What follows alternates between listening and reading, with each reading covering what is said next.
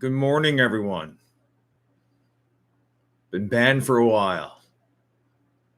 I said things that were against the health guidelines in a previous video. And then recently, the NIH and then the National Health Service of the UK, the National Institute for Health in the United States, and the CDC both confirmed what I said, but even though I said it almost a year ago, someone in the old YouTube went back and found it, reported it, and YouTube banned me for misinformation, which of course then the CDC, the NIS, and the NHS all confirmed that I was actually correct what I was saying. But that's a story for a different day.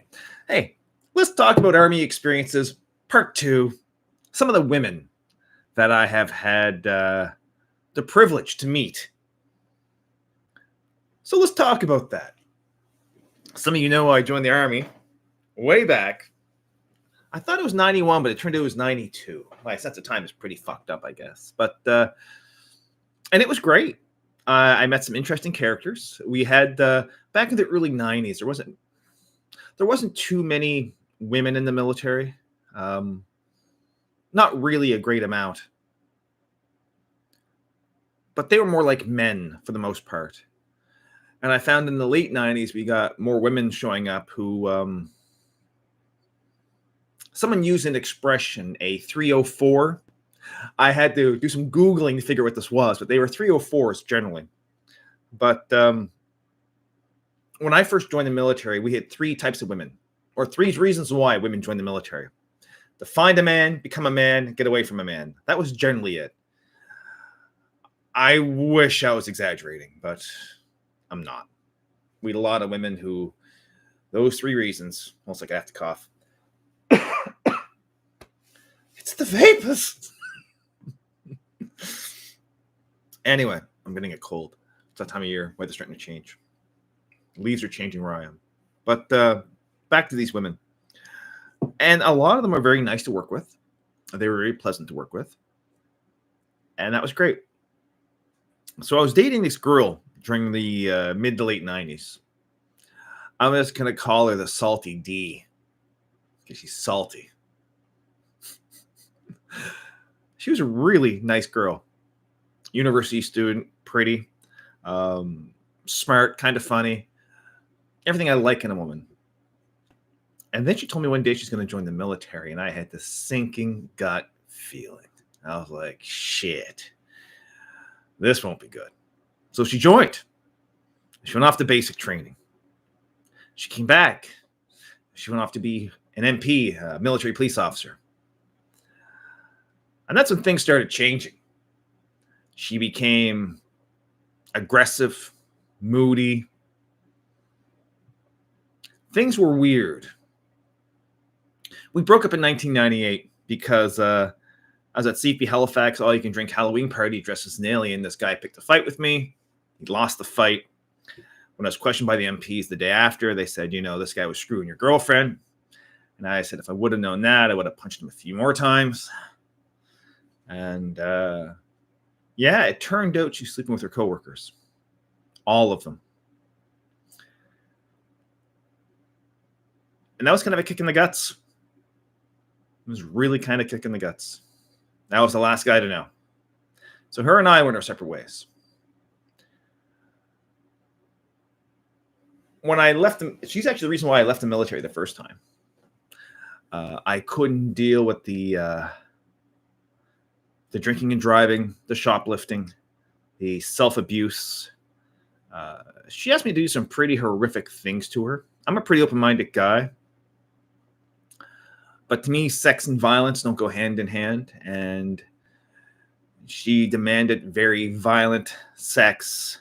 I shouldn't even be saying this, should I? YouTube may ban this, but we'll see. She expected to be punched in the face while having sex. And I don't punch the people I love. Weird like that. But anyway, yeah. So I left the Army and I came back in 2008 after my buddy was killed in 2006. So when I came back, the military has changed from 98 to 2008. The women were much more sexually aggressive. They were much more open about the things they did or didn't do. In my trade as a weapons tech, we only had a handful of women in my trade. 99% of them were not good at their job. 99% of them could not do their job. We had one young lady, she was a corporal, who told all the brand new privates, and we had, I think, 2 of them at the time, if you show up here and get pregnant, you basically get a year off with pay. And then you get pregnant again, you get another year off of pay, and then you get your corporals. You get promoted, basically, because they can't stop your promotions because you're pregnant. And I thought that was the worst advice a woman could get of another woman in the military.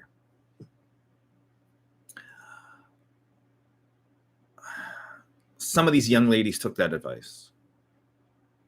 Some didn't.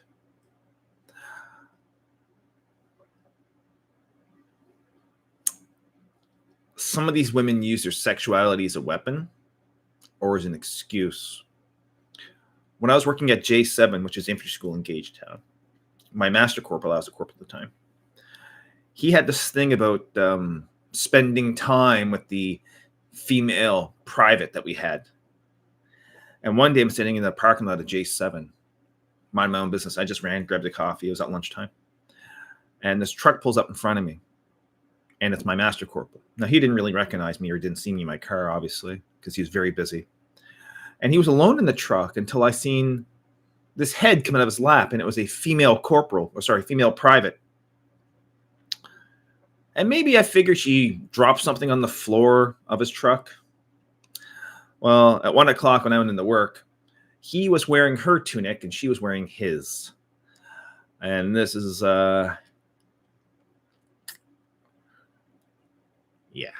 let's just say she never really touched a weapon in her life, fixing them. But the skin flute, she was always fixing skin flutes. God bless. So, we had another young lady who was very open about sleeping her way to the top. Where when I was on my tank course in 2010 or 2011, this young lady was on her 5s. I'll explain that some other time. And this male sergeant one night came creeping out of her room like, "Hey, Sarge, what are you doing here?" And he's one of the instructors at the weapons school. He's like, "Oh, just visiting." We're like, visiting a married woman at 2 a.m. Classic. Very classic, Keep it tight. Keep it in the trade, as we called it. Keep it in the trade. I wish I was kidding. I really wish I was kidding. It's pretty screwed up. Many, many, many women, not just in my trade, but in other trades. When I was supporting the armored school, there was a young lady at the armored school. I called her Tank Girl because her and I were on the same fetish website. And I was going through some local pictures one night, and I seen this girl naked, sprawled on top of a Leopard tank in the building I worked in. And I sent a message. I'm like, "Hey, I think I work there." She's like, "Yeah, so did my boyfriend." I was like, "Huh, weird, because I have never seen you in the shop." So one day I'm on the treadmill at the gym. I used to love running. It's very good for the mind. It clears your mind right out. And this young lady is on the treadmill next to me. She's a cute little thing wearing little booty shorts, knee-high socks, little T-shirt. And I'm running. She's a long, beautiful girl. Quite beautiful. And I'm running the treadmill. I'm just about done. And she looks over at me with a big shit-eating grin on her face, because on the fetish website, I don't hide my face. Everyone knows who I am. And she's like, you want some gum? I was like, "Oh, thanks." And I look at her. She's this big shit-eating grin on her face. And I recognized her as Tank Girl. So every time I was on the treadmill, she tended to get on the treadmill next to me and chat with me as I ran my guts out. If you're a good runner, you can actually talk and run. A lot of people can't do that. Back in the day, I was a good runner. And it was kind of funny. And I was going to ask her out at one point. I know how weird that sounds to many people, but it is what it is. But I was at the dog park one day, and these 2 guys were talking with this girl called DTF, who worked at the armored school. I'm like, DTF. What's DTF? Google's your friend on that. I'm not gonna. Anyway, so after that, I realized who she was and what she was, and I avoided that like the plague. No one needs that. It's but I've met some very capable women in the military. I met women who would rucksack 10, 13 kilometers and not even say a peep. And I know adult men who wouldn't go a kilometer in a rucksack march without crying and bitching and moaning and whining and not having generally a good day. But I find a lot of women who join the military have a different idea and perspective of what things are going to be. And that's unfortunate. Most women I know, and many people will not like when I say this, have either slept away in their position or has used their feminine charms in some way, shape, or form. A friend of mine just got back from Romania not too long ago with the NATO air tasking. And her female corporals and privates who worked for her renting themselves out at night to the pilots at this NATO air base. Hence the reason why they couldn't come to work in the morning, because they were just so exhausted. And yeah.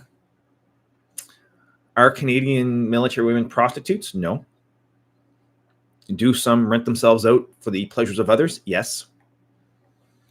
During the 91 Gulf War, the supply ship that went to the... It's pretty sad. Went to the Gulf. I was going to say the Arabian Gulf, but for some reason that doesn't make sense to me. Anyway. At the 21 on board, 17 came back with enough money to retire, and some came back pregnant. And there's 21 women, so 17. You did the math. There's 4 girls who basically weren't renting themselves out.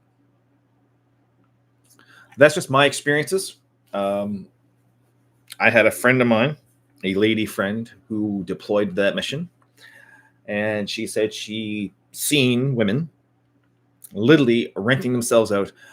They called one girl the pop machine. I won't expand on that.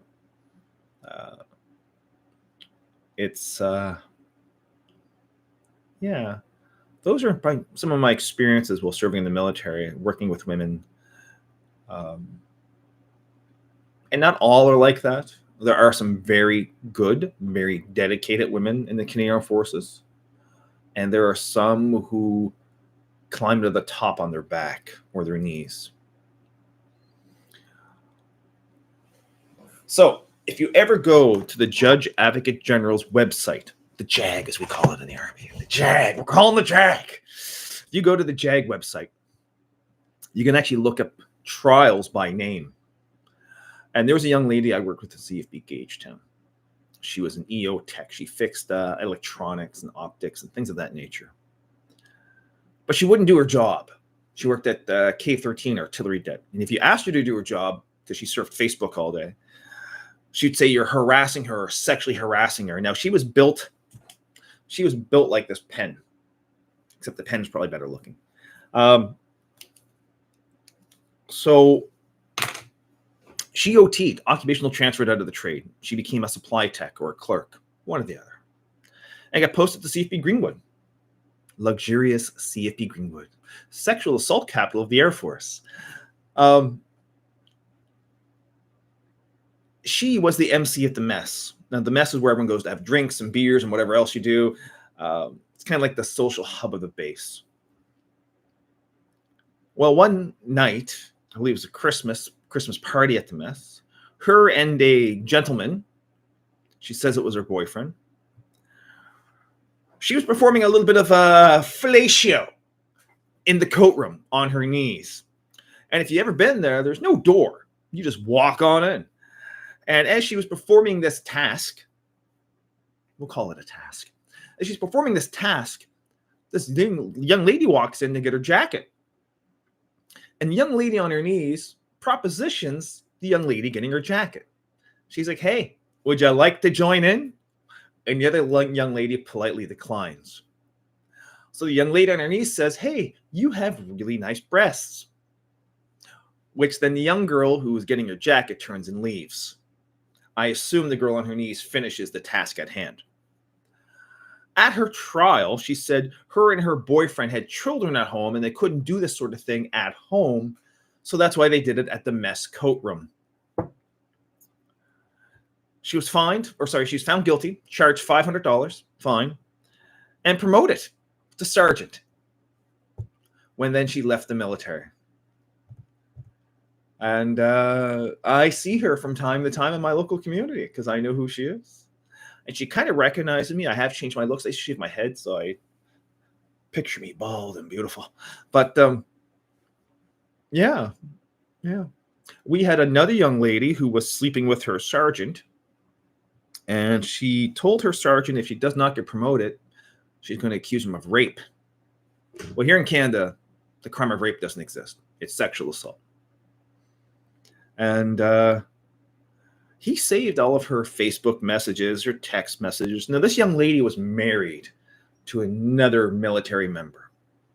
And this young lady had her sergeant's baby, even though her husband knew all about it. That is more common than you think.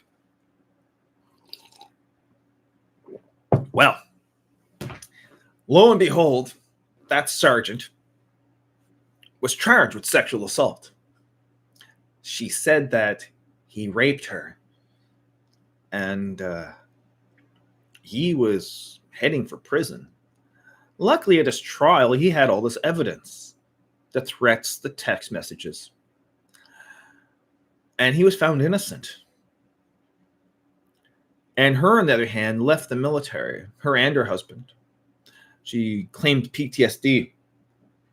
Now, I don't know if that's from sleeping with everyone, because I know a lot of guys who did sleep with her. It's kind of sad, because it really takes away from the women who work hard in the military. When I was in Greenwood, we had this female sergeant at transport. I'm not going to say her name. It's not important who she is. But we went for a run that morning. And I have this thing where when I run, I gotta poop. I know what you're thinking. I had a buddy of mine. He couldn't run a kilometer without puking 5 or 6 times. But after those 5 or 6 times, he was like the wind when he ran. Me, I gotta poop. So we get back from the run, and I run right into one of the hangars on the road back from the run. And I was like, I really gotta crap my guts out. And I ran into 8 hangars, CP Greenwood, and this little female sergeant, cute little redhead, she looks at me, she's like, "Hey, sexy, what are you doing?" And I was like, Sarge, I gotta poop. And I ran in and did my thing. And this young lady, yeah, that's a good way to put it. This young lady was,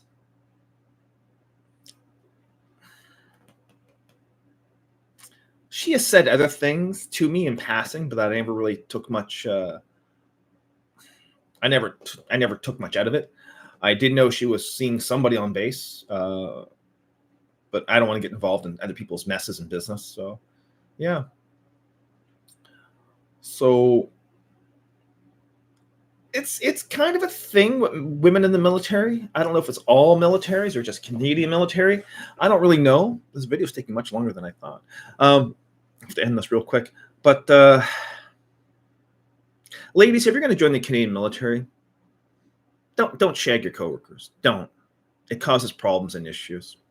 I was on a course called PLQ, and this young lady showed up, and I'll give you the quote. She was in my section. Her words were, "I'm going to fuck my way through this course." Quote, unquote. And one of the guys in my section, nice young guy, really nice guy, she tried to shack up with him. And he was like, "Nope, not doing it. Not doing it. I've been there before. Not doing it." So she shacked up with this young combat engineer who carried her rucksack to the field, who fed her, and everything else. They would sneak away at night to have sex in the front seat of his car. And they were both married, but not to each other, which is unfortunately very common. And he was freshly married and just bought a house. And I don't think his wife knew that he was screwing a coworker. And one time, this young lady, she was from Petawawa, the helicopter squadron up there, her husband came down one weekend to take her out. They're going to PEI or something. And the young combat engineer that she was screwing on the course was rather upset because he's like, "I know you're married, but why is your husband coming down? She's like, well, I'm kind of married to him. Like, they got caught having sex in the field. Now, PLQ is done in the wintertime. You're in trenches. It's hard to keep clean because there's no showers for 9 days when you're in the trenches. And baby wipes are frozen stiff. I had a little, what's called a Jetboil, a little portable stove, so I could make myself some hot water, and I always bring a face cloth to the field. So I was fairly decently clean-ish. But these two didn't have that, and they were literally having sex in their trench. I don't know if you've never showered for 9 days, but there's some cheese production. There's some cheese production going on there. And it really affected the morale of the course because people started finding out what they were up to. No one cares that people are having sex. No one gives a shit. But when it affects the morale and the working nature of the job, that's an issue. Before I left Greenwood, we had an MWO who got caught having sex with a female sergeant in the front office. This was the first year I was there. One of the young transport guys was in there doing something and seen the light on the front office, and he stuck his head in, and sure enough, there was this female sergeant getting railed by an MWO. That happens more often than you think. The amount of people I've caught having sex in the military is too many to count. 1 is too many. 5 or 6 is way too many. But it happens. People are people. Anyway, I'm going to cut this video short. I've been ranting and raving way too long. I got a lot to do today. But anyway, that's my experiences with women in the military. I have other stories that I will bring about some other day. I have a certain young lady I would like to talk about. She's a lieutenant colonel. And we should seriously talk about her. I have some documents actually right next to me about some of her adventures. Anyway, folks, you have a great day. Take care.